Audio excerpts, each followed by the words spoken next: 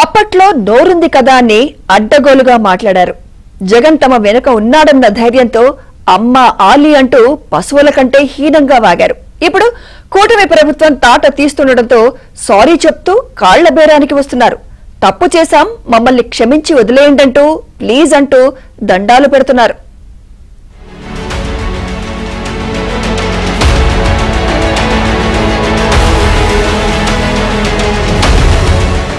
అధికార అండ ఉందనే అహంకారం తలకెక్కింది. మనిషి రూపంలో ఉన్న వారంతా మృగాల్లా మారారు. వైసీపీ ప్రభుత్వ అవినీతిని ప్రశ్నించిన ప్రతిపక్ష పార్టీల నేతలపై రాజకీయ యుద్ధం చేయలేని జగన్ డబ్బులు పదవులు ఎరచూపి వారితో పాటు వారి ఇళ్లలో ఉండే మహిళలపై నీచమైన వ్యాఖ్యలు చేశారు. ప్రభుత్వ పరంగా గన్మెన్లతో రక్షణ కల్పించి ప్రజల సొమ్మును జీతాలుగా ఇచ్చి మరీ జగన్ వారితో చెప్పలేని విధంగా నీచాతి నీచంగా తిట్టించారు. రాజకీయంగా ఎదుర్కోలేక కూటమి నేతల ఆత్మస్థైర్యం దెబ్బతీయాలని చూశారు. చంద్రబాబు, లోకేష్, పవన్ కళ్యాణ్ కుటుంబ సభ్యుల్ని ప్రస్తావిస్తూ రేపులు చేస్తామంటూ జుగుప్సాకరమైన రీతిలో బహిరంగంగా సోషల్ మీడియాలో పోస్టులు పెట్టిన విధానం చూస్తే జగన్ ఎంత నీచానికి ఒడిగట్టారో అర్థమవుతుంది.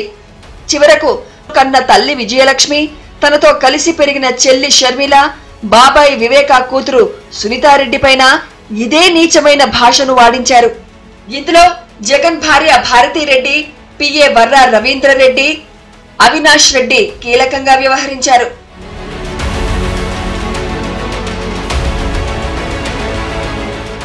వైసీపీ ప్రభుత్వంలో అడ్డగోలుగా పోస్టులు పెట్టిన వారందరినీ జగన్ పెంచి పోషించారు. మొన్నటిదాకా వాళ్లంతా డబ్బు పదవుల కోసం వాగారని అందరూ భావించారు. కానీ ఇటీవల అరెస్ట్ అయిన వారిలో ఎక్కువ మంది జగన్ ఆదేశాలతో సజ్జల, భార్గవరెడ్డి కంటెంట్ తోనే తాము పోస్టులు పెట్టామని స్టేట్మెంట్స్ ఇచ్చారు. దాంతో జగన్ లోని సైకో తత్వం ప్రజలకు అర్థమైంది. ఇప్పుడు వైసీపీ సోషల్ మీడియా యాక్టివిస్టుల్ని అన్యాయంగా అరెస్ట్ చేస్తున్నారని ఆక్రోశిస్తున్న జగన్ మాజీ మంత్రులకు నాడు బోరుగడ్డ అనిల్, వర్రా రవీంద్రరెడ్డి, పోసాని కృష్ణమురళి, శ్రీరెడ్డి, ఇంటూరి రవి, రామ్ గోపాల్ వర్మ పెట్టిన నీచమైన పోస్టులు, వాళ్లు మాట్లాడిన వీడియోలు అమృతవాక్కుల్లా కనిపించాయా అని జనం నిలదీస్తున్నారు.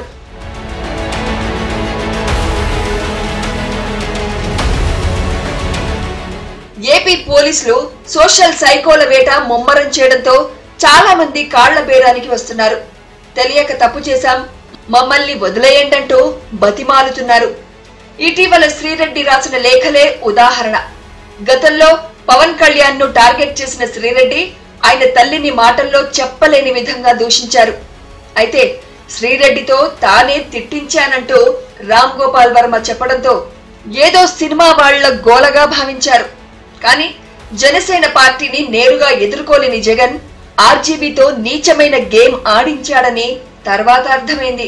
శ్రీరెడ్డిని అన్ని విధాలా ప్రోత్సహించిన వైసీపీ నేతలు చంద్రబాబు, పవన్, లోకేష్ తో పాటు జగన్ తో విభేదించిన షర్మిల, విజయలక్ష్మి పైన ప్రయోగించారు. వీరందరినీ బూతులు తిడుతూ శ్రీరెడ్డి వీడియోలు రిలీజ్ చేసింది. ఎన్నికల ఫలితాలకు కొద్ది రోజుల ముందు కూడా శ్రీరెడ్డి నోరు పారేసుకుంది. జూన్ 4 తర్వాత ఒక్కొక్కరికి ఉంటుందంటూ నీచమైన హావభావాలతో కామెంట్స్ చేసింది. అప్పట్లో శ్రీరెడ్డి వ్యాఖ్యల్ని ఎంజాయ్ చేసిన వైసీపీ మాజీ మంత్రులు ఆమెను ఎందుకు అడ్డుకోలేదో చెప్పమని అడిగితే నీళ్లు నములుతున్నారు. రోజా, అంబటి రాంబాబు లాంటి వారైతే ఓ అడుగు ముందుకేసి వైసీపీ సోషల్ సైకోల్ని నిర్లజ్జగా సమర్థిస్తున్నారు. గతంలో మా కుటుంబాల్ని అవమానించలేదా అని ప్రశ్నిస్తున్నారు. అదే నిజమైతే వీళ్లు మంత్రులుగా పనిచేస్తున్నప్పుడు నిందితులపై ఎందుకు చర్యలు తీసుకోలేదని జనం ప్రశ్నిస్తున్నారు. ఇప్పుడు కూటమి ప్రభుత్వం ఉన్మాదుల్ని అరెస్ట్ చేస్తుంటే ఆక్రందనలా అంటూ నిలదీస్తున్నారు. ఇక అందితే జుట్టు, అందకుంటే కాళ్లు పట్టుకునే శ్రీరెడ్డి లాంటి క్యారెక్టర్స్ ను అస్సలు క్షమించొద్దని చాలా మంది మహిళలు చంద్రబాబు, లోకేష్, పవన్ కళ్యాణ్ ను సోషల్ మీడియాలో ట్యాగ్ చేస్తున్నారు.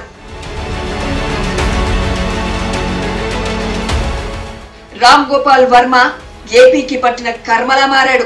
జగన్ పై అభిమానం ఉంటే అతన్ని హీరోగా చూపించుకోవాలి.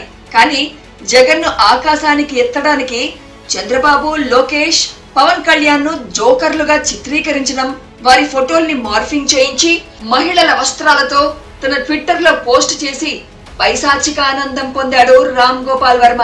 ఇక నేతల పేర్లు చెప్పుకుని సినిమాల్ని క్యాష్ చేసుకున్నాడు.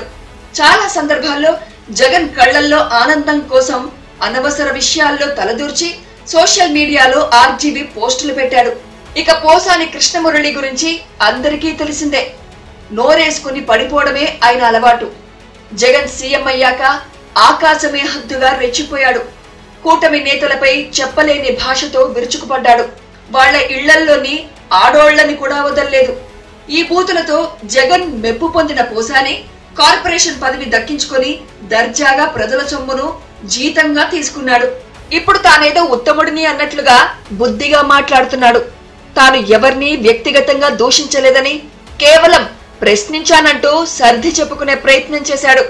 అయితే పోసానిపై ఏపీలో పలు చోట్ల పోలీసులు కేసులు పెట్టడంతో ఆయన నిజస్వరూపాన్ని మరోసారి బయటపెట్టాడు.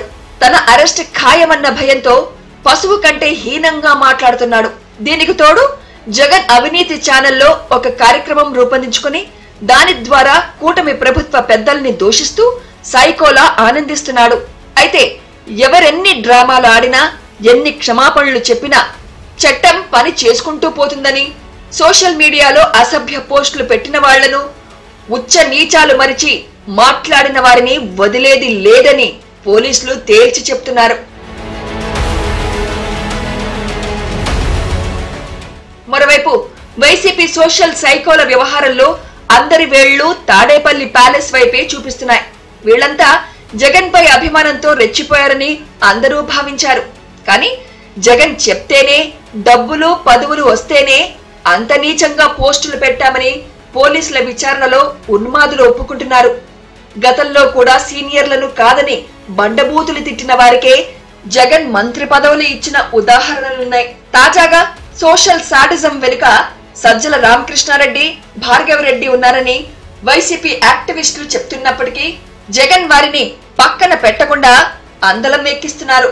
సజ్జలకు వైసీపీ ఏపీ స్టేట్ కోఆర్డినేటర్ పదవి అప్పగించారు. అంటే సోషల్ మీడియాలో అసభ్యకరమైన పోస్టుల వెనుక అసలు కుట్ర జగన్దేనని ప్రజలకు అర్థమైపోయింది. మరి సినిమాల్లో అసలు విలన్ ను అరెస్ట్ చేసినట్లు బయట కూడా కీలక సూత్రధారుల్ని అరెస్ట్ చేయాల్సిందేనని జనం డిమాండ్ చేస్తున్నారు. జగన్, భారతి, అవినాష్ రెడ్డి, సజ్జలను అరెస్ట్ చేసి ప్రాసిక్యూట్ చేయాలని ఇప్పటికే షర్మిల, సునీత ప్రభుత్వాన్ని కోరారు. పోలీసుల విచారణలోనూ తాడేపల్లి ప్యాలెస్ వేదికగానే కుట్రలు జరిగాయని నిర్ధారణ అవుతోంది. దాంతో మున్ముందు కాకీలు ఎలాంటి చర్యలు తీసుకుంటారా అని జనం ఆసక్తిగా ఎదురుచూస్తున్నారు.